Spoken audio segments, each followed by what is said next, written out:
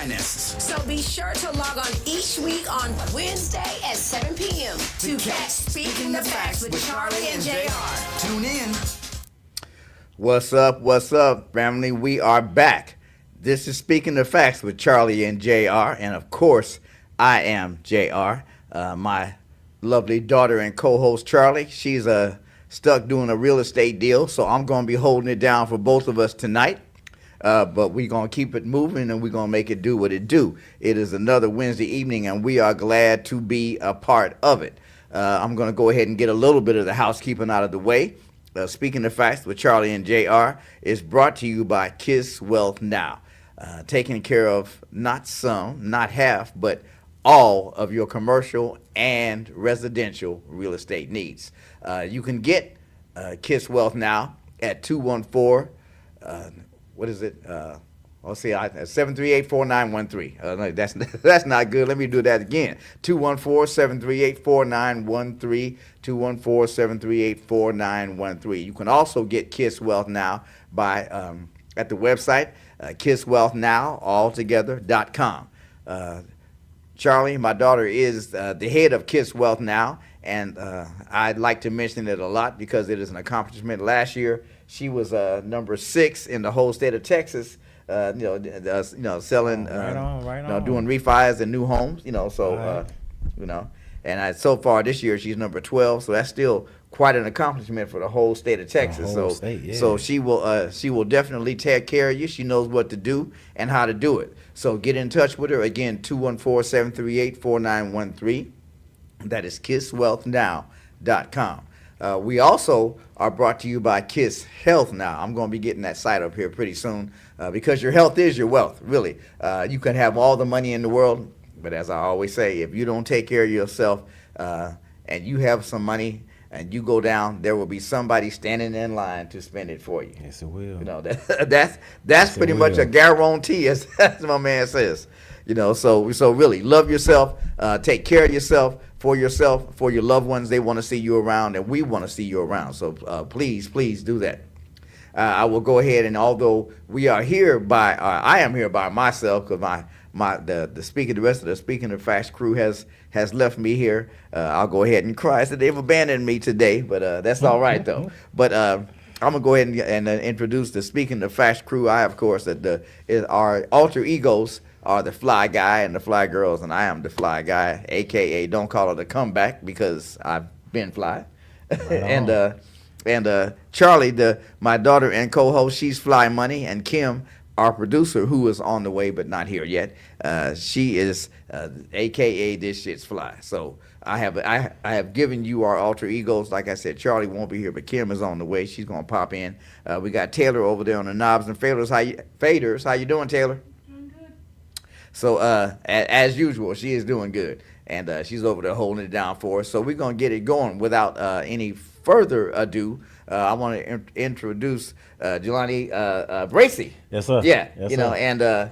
I met this brother a couple weeks ago at Crandall High School, out in Crandall. And, he's an educator out there. I want to talk to him about that because this brother is actually, I noticed when educators, when young people, when the students walk up to them and wish them well and tell them how they're doing and all that, that means that you're forming bonds, yes, and that sir. you're forming relationships, yes, and that's important. So I definitely want to talk about that. But however, Jelani is the I guess I can say CEO, right? Yeah, that's correct. That's correct. Of Black to Life, and I definitely want to start by that. Well, I mean, just tell people a little about yourself if you're from the area, if you're from somewhere else, and then we're going to get into talking about Black to Life.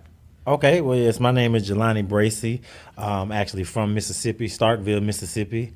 Grew up there, graduated high school, went to college at Russ College in Holly Springs, Mississippi. And after that, been around a couple places, moved to Atlanta, been in Memphis, Nashville, and then I finally came to Dallas in 2009. Those earlier years, I was working with the federal government, and then I decided to get back into education this past school year. So I first started in education in 2004, and I did 3 years in Memphis, and then after that, I moved to Nashville with the federal government. Then that same job moved me to Dallas, and stayed with that job for 15 years, and like I said, decided to get back into the education field in 2024. Yes, Okay. sir. So 15 years in, I guess you could call that corporate America. What Yeah, kind yeah, of? yeah. Basically, Yeah, basically, yeah, yep. yeah. That's what it was. Banking and finance. Yeah, yeah. Yep. So what kind of I know there had to be something compelling to drive you back to education after all those years. Well, it was value that I actually saw that drove me back to the education field. Uh, Also, it was just philosophies Yeah. at the job, and just the way things were going, especially with me, that wasn't working out. So I decided that I need to go back into a field that really is my passion. Because the only reason I ever left education was for money. Yeah. So Yeah.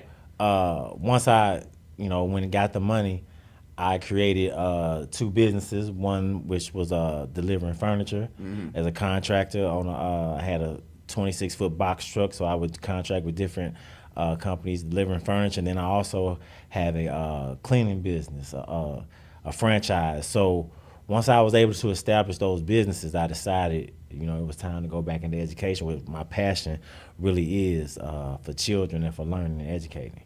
So to that point, while I was in the federal government, back in 2017 is when Black to Life was formed.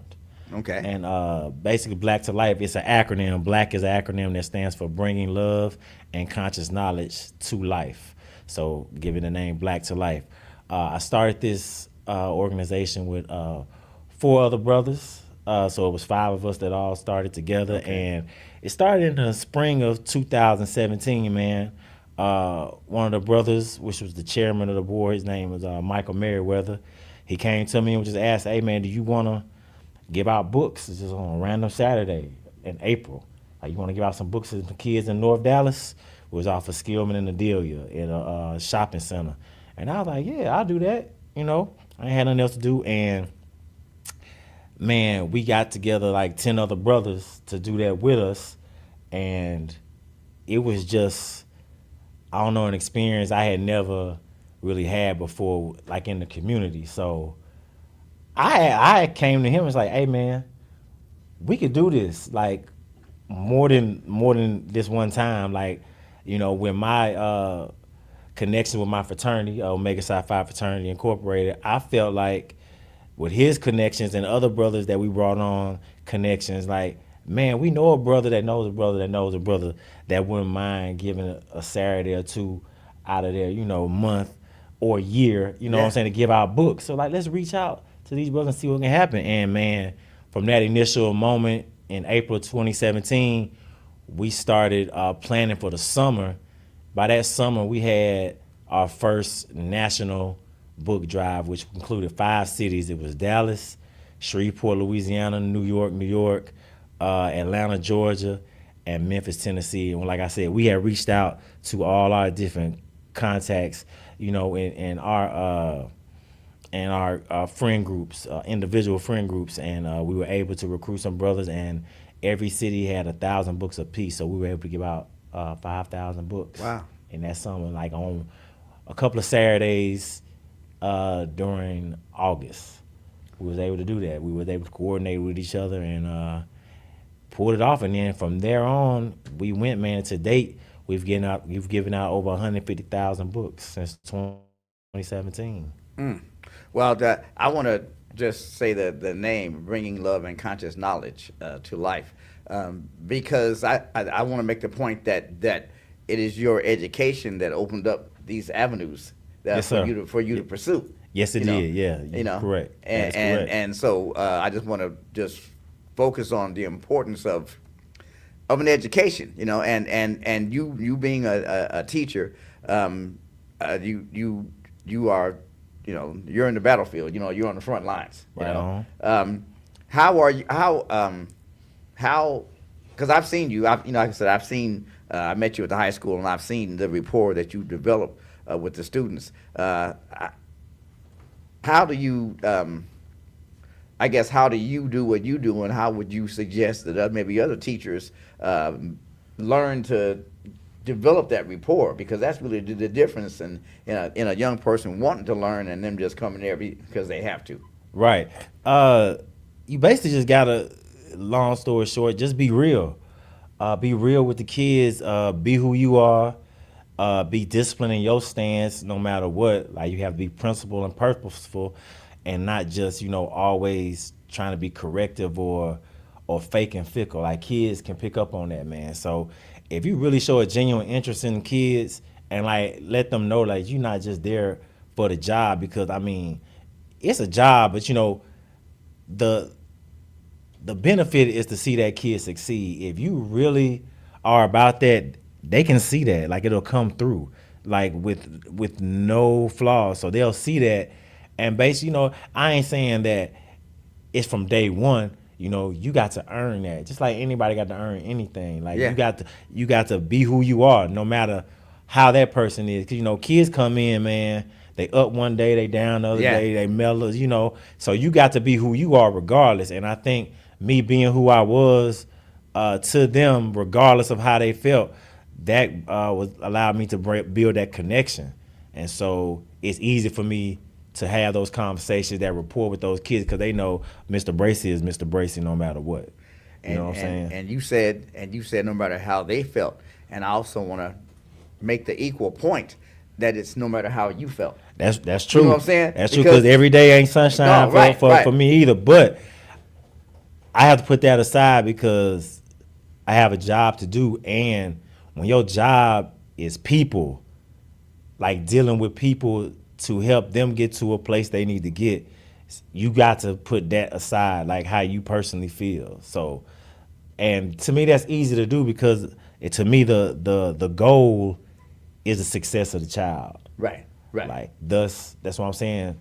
Seeing our nonprofit succeed, we focused on reading and literacy. So that was a thing that we wanted to do, improve reading and literacy in underserved neighborhoods. And that was the mission. So we were willing to show up no matter who came out. Yeah, there were times there wasn't that many kids, and there were times we ran out of books.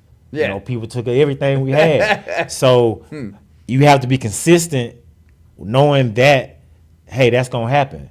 Every now and then, some days it's going to be slow, and some days, it's going to be worth more than you ever imagined. But you stay not for the results, you stay for the mission. And the mission, the purpose. The purpose is to increase literacy and reading and the joy of learning in our communities. And if you stay with that mission, then you can take the highs with the lows. Yeah, and I do want to touch on that a little bit. You being who you are, no matter what. When we met, I think I may have mentioned it, but because like you, I stand before these youngsters every day, and I saw, because it was the last week of school when I was at Crandall, the last time, and I saw several youngsters walk up to you and just give you positive feedback on how you had reached them, right? And not as many of them knew me, but in particular, one young man walked up and said, I was always in DAEP, and for those who don't know what that is, it's disciplinary alternative education program. Alternative school, basically. Yeah. And he said, I was always in DAEP. I was always in trouble. He said, and you guys came in and started talking to me. He said, and a lot of them wasn't listening. He said, but I was. He said, and he said, I took what you guys had to say to heart, and I'm not getting in trouble anymore. My grades are up, and just said thank you, and wanted, and gave me a hug, and that's the goal. That's the goal. Because your mission was to reach those kids. Yeah. So no matter what, like you said, he know they weren't all listening, but he was. But he was. And one enlightened person can become one empowered person, and one empowered person can enlighten tens, hundreds of people. Yes. And those who get the light, some of them, even if a few of them hang on to it, that's powerful. Right. People don't realize the power of light. You can In fact, my son called me yesterday, and he used this analogy. He said, it don't take but a little bit of chocolate to turn a glass of milk. That's it. It all it only take. You can be in a dark room and light one little match off of a matchbook, and it'll illuminate that whole room. Yep. So it doesn't take a lot of light. It just takes light that has purpose behind it. Right. To make a difference. Right. And I saw you doing that. One of the things that I always that I share with those kids a lot. There's a book, Secrets of a Millionaire Mind, and T. Harv Eker wrote it, and there's a formula in there: TFA equals results, and T is thoughts, F is feelings, and A is actions. And to the point we were making about being consistent, even if you don't feel like it, so you can teach them to do the same. Right. But that T is thoughts. So if you hang on to negative thoughts, it generates negative feelings, and those negative feelings initiate negative action. Yes. Which gives you negative results. All day. Yeah, and all you have to do is turn that coin over. Positive thoughts will generate positive feelings, which will initiate positive action and give you positive results. Paul stressed that in the Bible about guarding your thoughts, because thoughts become things. Yep. So we have to our purpose, our mission is to help young people to see that light and to grab onto the fact that they are more than what they see with their eyes. They are more than the circumstances that they're living in. Their circumstances do not define them. Yeah. That don't define them. I love that name, Black to Life. So where do you guys get your books from? So we have a contract, basically, well, not a contract, but an agreement with Half Price Books. As a nonprofit, we get free books. So I got access to the warehouse, and I can go to Half Price Books and get as many as I've gotten pallets of 3,500 books at a time. So get books like that. Also from just other online avenues too, where we raise money. I have purchased books online at certain places. Also, a lot of people donate books. A lot of people donate books and money, and then we in turn, like I said, either if it's the money we use that to buy books, or we repurpose those books that are donated to us. So that's where we got it, man. First of all, we had, like I said, Half Price Books has been a great partner for us, and like I said, because we can always go get as many books as we need, and then after that, it's the people. It's the people. Whether it's their money or whether it's them donating books in kind. Like that's where we get our products from. Yep. Well, I want to give a personal thanks to Half Price Books for getting behind a nonprofit like you have. Yeah. And there's when you were saying that some days that you run out of books, there's a stigma in the urban Black community or a stigma about, I will say, the urban Black community that we don't want to read. That we don't. You know what I'm saying? That's not true at all. It's not true. So just talk a little bit about running out of books, about people coming out and getting these books and. Yeah. So like basically different places. We've been to. I don't know if you heard of the nonprofit for Oak Cliff. We've been to their back to school bash twice, and have run out of books there. And they throw community events like every year. So like I said, we've only been to their back to school bash like twice, and like I said, we ran out of books there. We run out of books at schools that we participate and talk to, at community centers, daycare centers. We run out at apartment complexes, man. I remember this one time, these kids were coming from this apartment complex, and they were coming from school, so we were set up like right before they got out, and they were coming down the hill, and they just came and just mobbed like all the books. And one young lady came through, because we have the basically our product model is you can get as many books as you want. Yeah. You know what I'm saying? One little girl came and she asked like, well, how many books can I get? And we're like, as many as you want. And she was like, for real? Man, she put her book bag down, opened it up, and just started putting books in. You know what I'm saying? Stuff like that. Then they'll go get their brothers or sisters their younger brother and sister, bring them down and come get books. So yeah, we work with the Dallas Police Department at some of their functions, giving out books, ran out there at some of their functions that they've had in the community. So yeah, those times are really telling. Going back to your point about the stigma about our community, that we don't want to read, like that's not true. I think from the research that we've done, access was always a big thing. So what Black to Life was, one other avenue we were built to do was to provide access to those places where there may be book deserts. There's no and then there's no kind of transportation to get to a library or anything like that, or just resources you can't get nowhere. You know what I'm saying? And there's nothing for you to have. So that's the areas we targeted.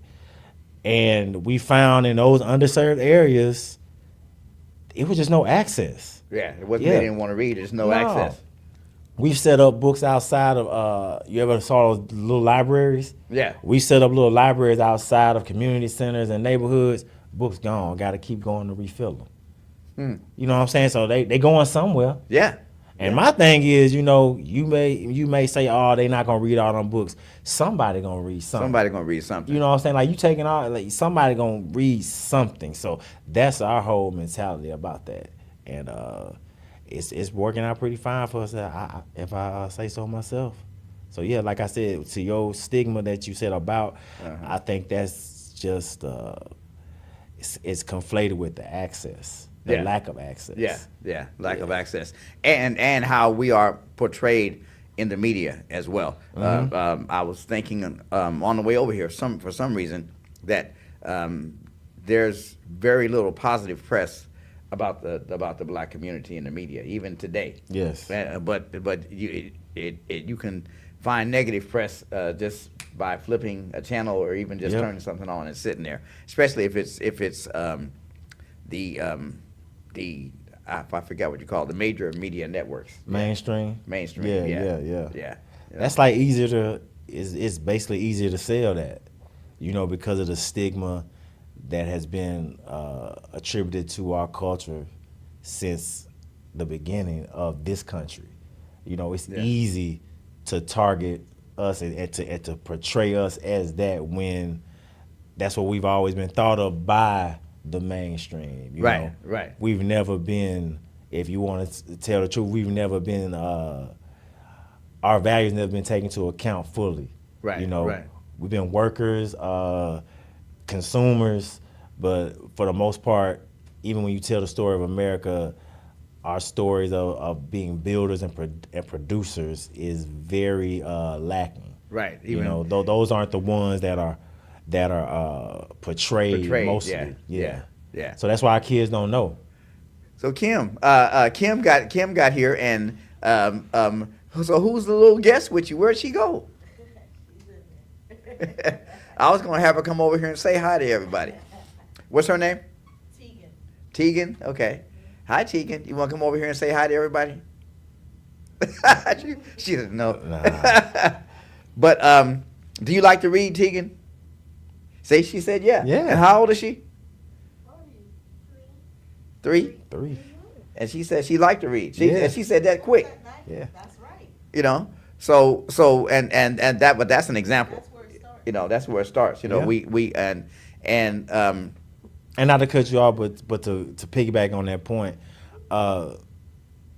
at these events, you see sometimes parents walk by, and we like, and basically it's like, we selling ourselves. They'll walk by like, hey man, we got free books here. Oh, we already got enough books at home. I said, man, brother, you can never have enough books. Or sister, you never have enough books, and they all free. And I've had people turn around after I've said something like that, or they'll be like, man, it's a lot of books to read. I'm like, well, you can read it to them. And they're like, you know what? You're right. And they'll turn around and come to that. Don't work for everybody, but what I'm saying is, it has stopped people in their tracks and made them think, like they would walk by and be like, you know what? That's a good point. Yeah. And they'll come back to that. So like she said, Kim just said, it starts at home. It starts with that. I had a library at home. When I grew up, I was 5 and I had a whole set of encyclopedias. I was and like 4 medical, I had 4 medical journals and the whole set of encyclopedias, dictionary, thesaurus, all that. And every time I asked especially my father, if I would ask him a question about anything, he would say, "Do you know how to spell it?" That's my story. That's my go story. look it up. Yep. And my father would, you don't know how to spell it? Sound it out. You sounded it out? Okay, go look it up. If I asked my father any question, he would point to those encyclopedias. Or the dictionary. Yep. He would not let me have him do the work of learning that I needed to do. And there were encyclopedias and just like there were encyclopedias in our house. And because there were, in fact, when I went to kindergarten, I can't say that I could read as in really sounding things out, but I had been exposed to so many words and I had memorized so many words, and I could, saying them was easy, and I could see that because we used to travel and we would. What does that say? What does that say? We would play reading games in the car, and so I would imitate the guy. Men back then, they would carry it. They would fold up a newspaper and put it in their pocket. So I went to kindergarten with a newspaper folded up in my pocket, and when she said it was time to read, I pulled out my newspaper and I was going to read. Yeah. And she smacked my hand and she thought I was being disruptive. I was just, you said read, so I did. So she called my mom on the phone instantly, and she asked my mom, could he read? She said, well, what's he doing? She said, well, he pulled out a newspaper and it looks like he was reading. She said, well, then why did you call me? But it does start at home, and I want to address that a little because a lot of the negative press about our community and a lot of the killing and things that get pushed onto the media, it is because we're being trained to react to things emotionally. Education, one of the things that education does is that it allows you to process things and think things through. But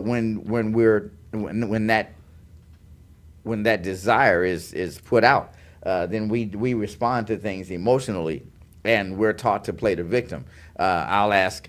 That's one of the things I do a lot at these schools. I'll ask kids, well, who in the last week or two has said he or she made me mad? And of course, most of them will raise their hands, and I'll say, well, I'll thank them for being honest, but then I'll ask them, well, if I can make, and I'll say, and I'll remind you that make is a verb, which means action. If I can make you mad, who's really controlling you or me? Yeah. And most of them get it right away, but a few of them will have to think about it. Oh, you're controlling me. Yeah. And I said, yeah, and all I've got to do is push that button to make you mad, and I can get a reaction out of you, and by getting a reaction out of you, I can manipulate you in the direction I want you to go. So now here's the truth. The truth is that things are going to happen in your life that you don't agree with, but it is a choice whether you get mad. Yep. It's a choice whether you see things and react with joy. Everything human beings do is a choice. Yep. And but that's where the rubber meets the road, because when we accept that, then I can no longer blame you for how I feel. It's like that old saying goes, like life is basically 10% of what happens to you and 90% of how you deal with it. How you deal with it. Because something's gonna happen. It's gonna happen. Now, what are you gonna do when it happens? Yeah, Are you equipped, like you just said, educationally, sound mind to deal with what's happening on all levels? Like all levels. It doesn't change. The older you get, the more you got to tap into that 90. Oh yeah, you got to tap into that 90 because it's so easy to go off an emotional reaction, and you can make a permanent decision off a temporary feeling. Because emotions do not last. You ain't always happy. No. You ain't always. I hope you ain't always mad. No. You know what I'm saying? I would love to always be happy. Yeah. I hope you ain't always mad. So if you make a decision while you're angry, that is a permanent decision. That's not a good course of action, because you're not gonna feel that way all the time. Right. I'm looking at the news. That's one thing I tell the kids too. Like, man, you make. I say this all the time. You making permanent decisions off a temporary feeling. I heard you angry right now. Yeah, yeah. You ain't finna be angry when you leave here Right. over this summer. What are you doing?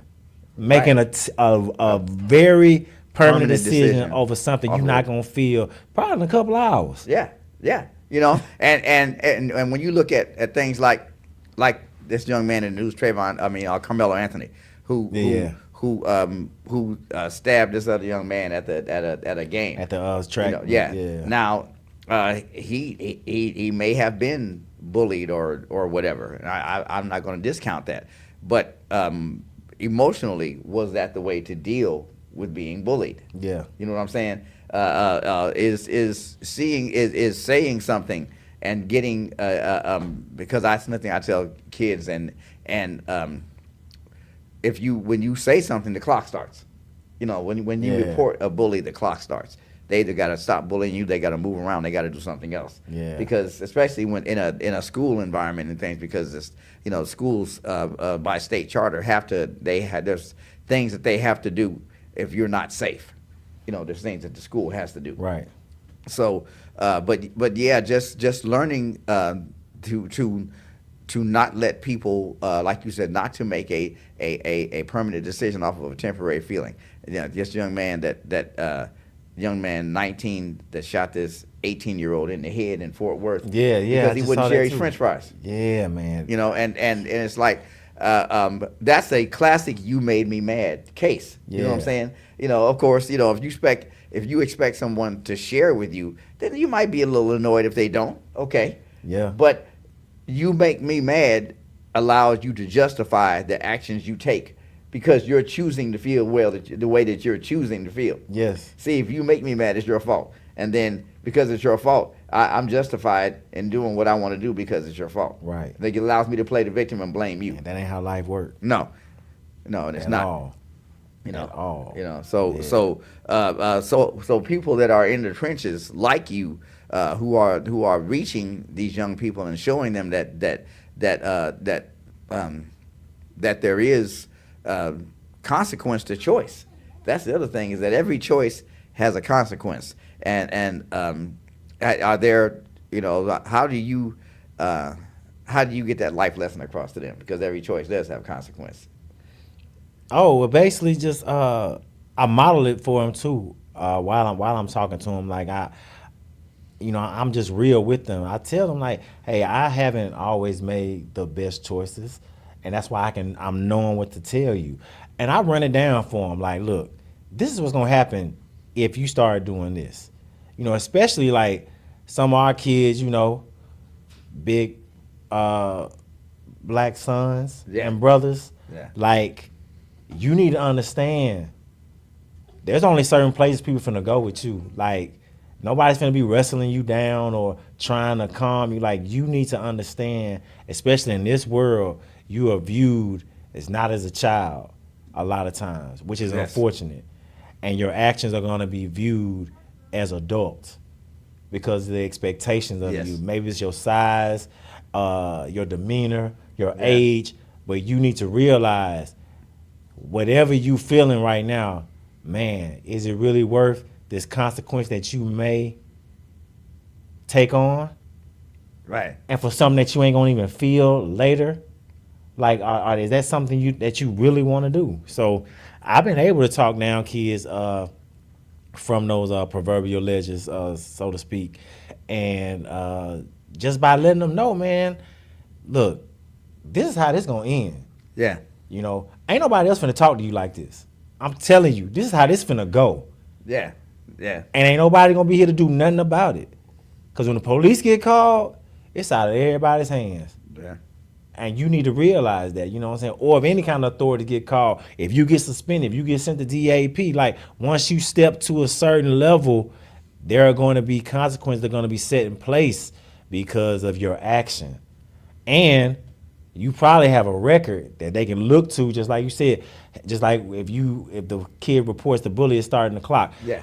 Your first offense started your clock to different levels of consequences. Right. And once you continue to go down this road, there's gonna be so many consequences to where it's gonna be like, look, this the last straw. and you ain't trying to get there. Not over this. No. I ain't met no kid yet that has something that serious to be risking it all for. Yeah. You know, so that's how I relay it to them, because what they tripping on don't even be that. Like, what are you doing? Right. What you tripping on, this is not going to end well. And look what it is that you're upset about. Yeah. Somebody said what? They called you who? I know. Do they even know your mama? Yeah. What?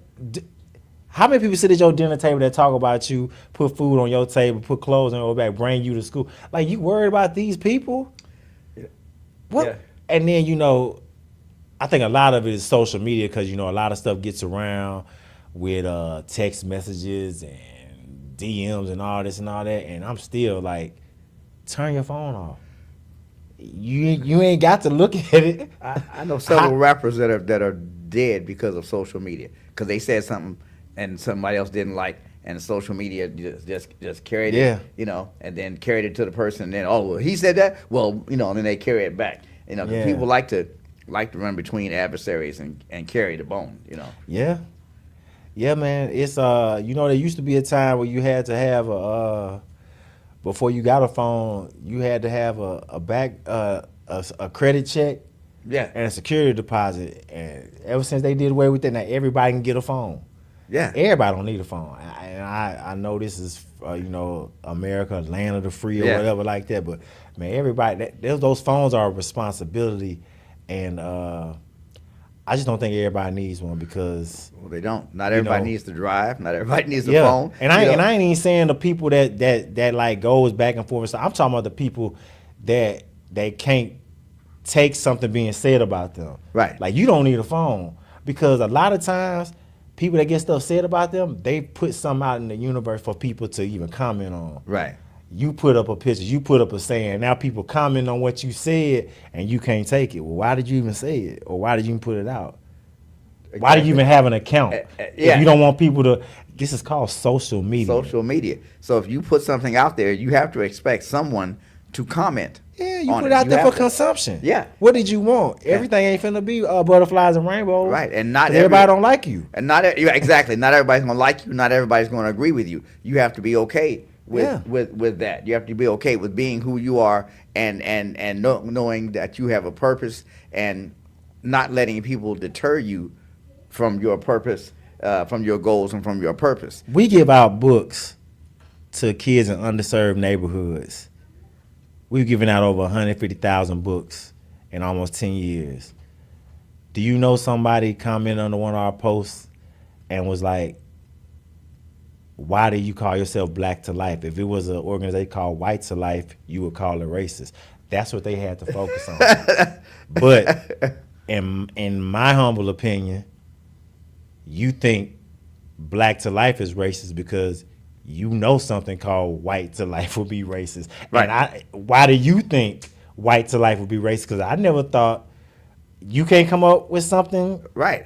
Why you can call it White to Life if you want to. I'm not, because I'm not white, and that's not my focus. So if you think White to Life would be racist, it's a reason that you think that. Right.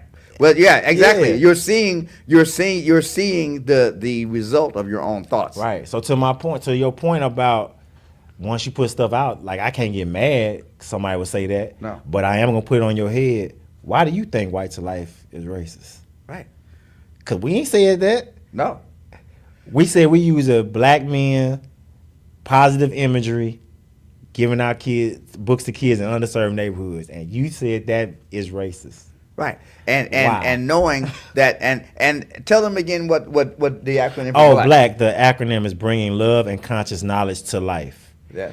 And that's what they call racist. That's what they call racist.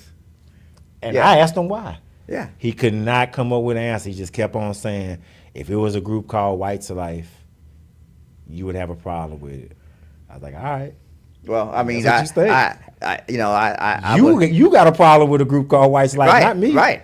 I would only have a problem with it if it stood for something that was counterproductive. Yeah, even if it did. You know? That's what you do. Yeah, but y'all ain't yeah. gonna stop on what we doing. Like, that's not gonna stop us from doing what we got. I don't care what your group is called. You know what I'm saying? Right. So that's just funny to me. And I had a shirt on one time that said, you know, when all the book bans were going on, still going on now, and all the you know, the getting rid of DEI and everything. Right. I had a shirt that called, it was just said ban bigots, not books.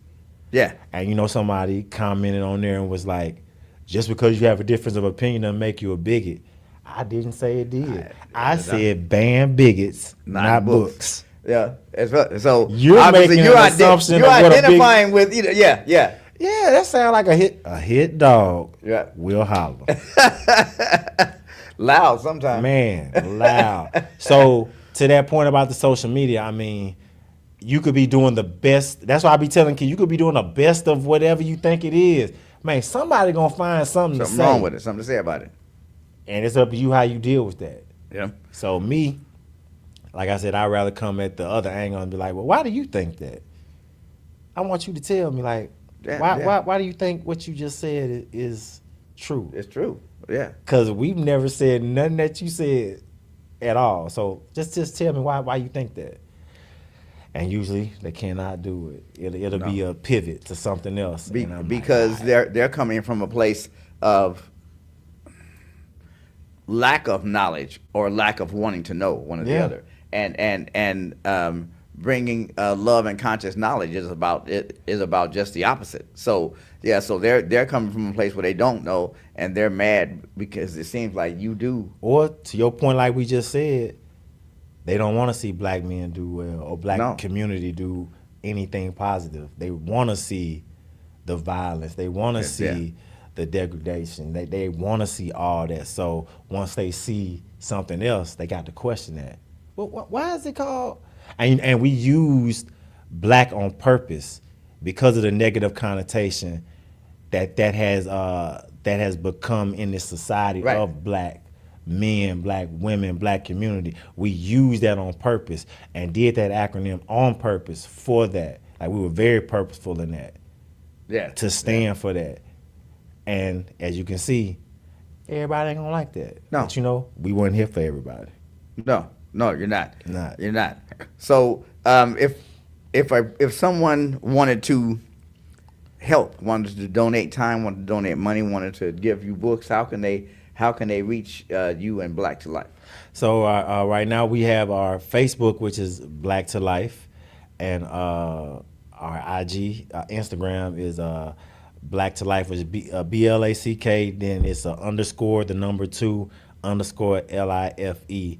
And we're working on our website now, but our website is blacktolife.org. So that's BLACK the number 2 LIFE.org. And we're working on that because we went through some restructuring of the business and basically just realignment. So we're working on that, and that'll be up shortly. But right now, if like today, you can reach us on IG at Black to Life or at Facebook. Is there an event that you guys are doing got coming up that people need to know about? Not right now, but in August, we're planning a back to school event right that Saturday before school starts. So I think that's the 10th. I'm not sure what that date is, but in Dallas, school starts I think on August 13th or the 11th. So it's that Saturday before. Oh, okay. We're gonna do a back to school book event. Like the second Saturday in August. Oh, okay. And we're gonna try to do a nationwide event, but we know we're gonna be in Dallas. Oh, okay. Yes, sir. And Dave and Kim, they have done a nationwide event before. How many cities? Oh, we did 5. We've actually done 10 before, but our first one was 5. Okay. And we gave out 5,000 books in that one month, and we was able to do that. We've gone. We've actually sent books overseas to Trinidad and Tobago as well. They have their Independence Day. They celebrate on August 3rd. So we worked with crews over there too to send thousands of books over to Trinidad and Tobago. We sent books and like toiletries and supplies to an orphanage in Jamaica. We've even touched in Nigeria, a school down there, and gave out books as well. But not personally, we didn't go, but we were able to contact, like I said, through our different networks of people and get books down there. Like, people actually want to see this movement thrive. So we've been able to do that, like I said, in these past 9 years. And We're going to continue to do that and possibly open up more avenues, more cities, because we've been in like 32 American cities so far. Yeah, we've been in like 32 American cities so far. As Darth Vader would say, most impressive. Yeah. But you know, and it is like I said, I loved it when I heard about it. That's why I wanted to ask you on the podcast. It is just beautiful to see somebody out in the community, you know, feeding minds, because when you feed minds, you know, the whole world opens up. Yes, it does. You know? Yes, it does. You know? And we just love to see, like I said, there's joy that I've never felt seeing kids just get books and go through them and pick out one and ask you, like, is this okay? Can I get more? You're like, yeah, you can get more. And they're like, you sure? It's that, like, their oneness and their joy of like, oh, I can get more than one book. And you don't have to pay for it. Right. You know what I'm saying? That's the thing. Like, you know, a lot of our kids go to these, you know, these sponsored book fairs in school, but they don't have the money. And I never knew that was a problem, because my parents, we always had money to spend and to pay. So not knowing that was even a real issue when we started that further lets me know, like, how imperative this movement is. Yeah. Because like you said, like we both said, it's the access. It's never the not wanting to. Right. It's like, I can't. Yeah. You know what I'm saying? I can't even get a eraser sometimes at these places because they're so high. So it's like a book, almost $30. And you know, you can't knock a hustle of these, you know, these book groups. But if we're able to do something that, you know, that's a need, then why not? We'll fulfill that access to those that can't.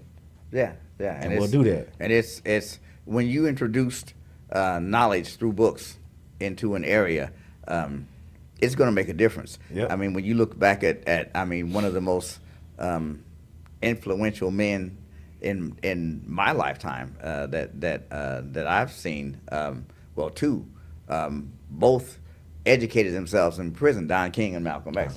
They both educated themselves in prison because they had access to the books. So now they've taken that access away. They've taken that access away. Yeah.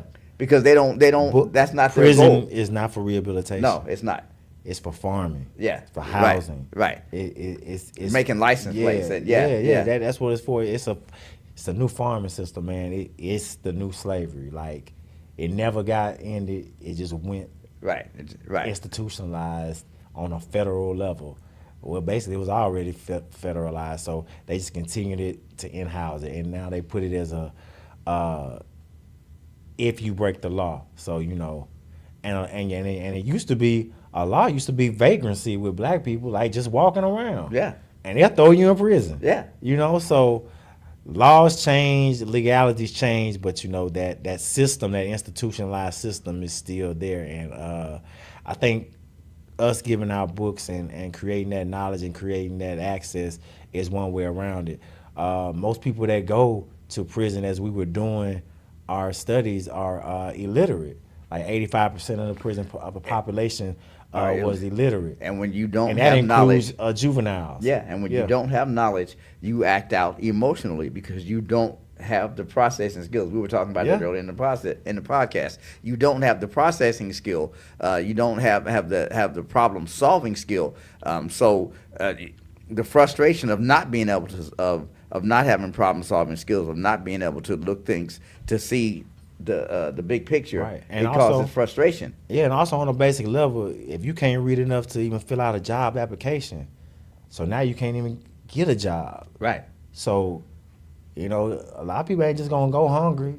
No. You're gonna do what you gotta do. You're gonna, you know, and I'm not necessarily say you robbing people, but you get into different aspects of society, whether it's drug dealing, whatever it may be, some kind of illegal activity, because you can jump into that without an education. Right. And get some money to put in your pocket to be able to feed you and your family.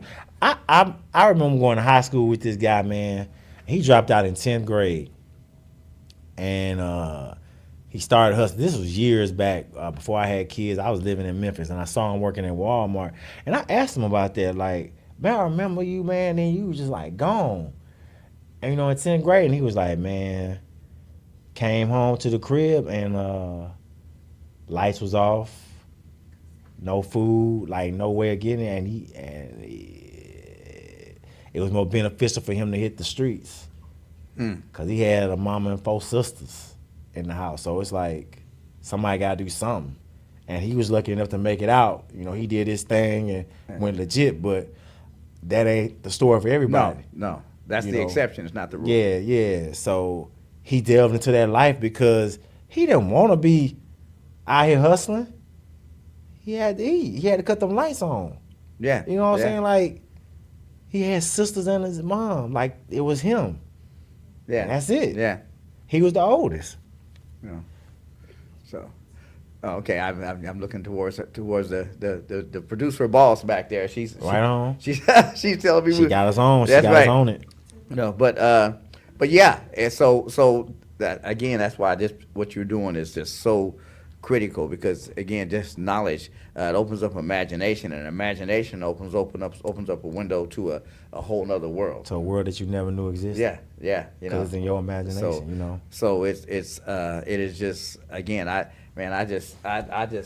thank you for doing what you're doing. No doubt, and man. definitely keep on, just keep on doing it, man, because it's needed. It is needed. And I just want to say that we've been talking about the choices that you make, and I just want to leave you with an analogy, because every choice we make is just like a seed. You stick it in the ground, and the thing about a seed is that before you ever see that stalk, you're going to get all these roots and things, and so the choices we make lay the foundation that we walk on, and so by the time you get that little bitty stalk, the consequence of your choice has already been laid. Right. You might think you're getting away with something because you don't see it right away. But the roots of your choices are being laid, and the Bible talks about there being many harvesters but few tillers of the soil. Right. Everybody wants the benefit without having to work. Without wanting to work. And making good choices is work. It is a job that pays well. And it might not always pay you in money you can put in your hand, but it pays well because it gives you a life that you won't be locked in a cage. It gives you a life that you won't be out on the street. It gives you a life like this brother Jelani has, where you can actually not just live yourself, but actually help other people to be better, help them improve their lives. Right on.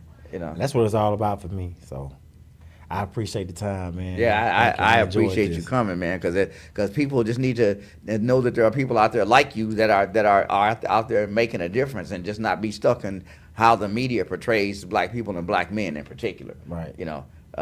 So again, thank you, Jelani. I really appreciate you coming. Kim said we don't have to go home, but we do have to get the hell out of here. So right on.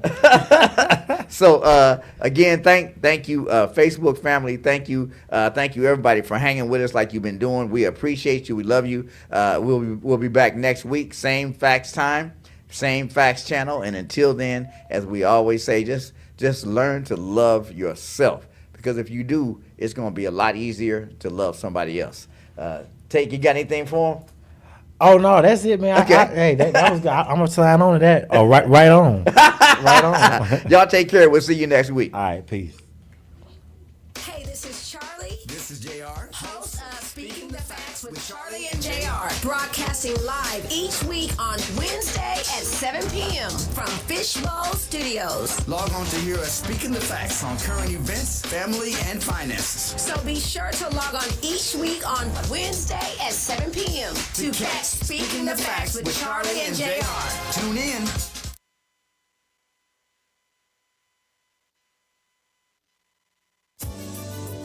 Dr. James McConnell here, host of Dr. James McConnell's The Small